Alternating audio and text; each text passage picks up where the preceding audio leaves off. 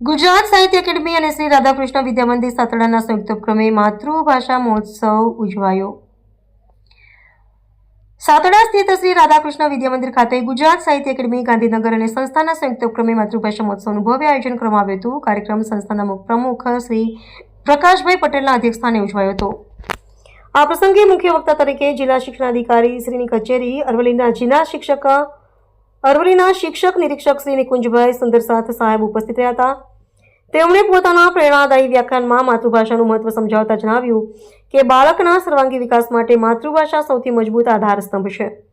તેમણે વિદ્યાર્થીઓને શિક્ષકોને દૈનિક જીવનમાં માતૃભાષાનો વધુ ઉપયોગ કરવા આહવાન કર્યું હતું.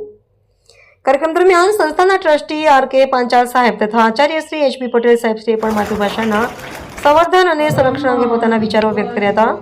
તેમણે જણાવ્યું કે ગુજરાતી ભાષા આપણા સંસ્કાર, સંસ્કૃતિ અને ઓળખનો આધાર છે અને તેને જીવંત રાખવી એ સૌની સંયુક્ત જવાબદારી છે.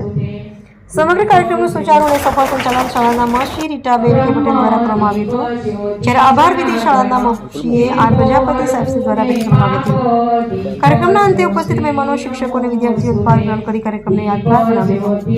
રિપોર્ટર મુકેશભાઈ દરજી, ધનસુરા.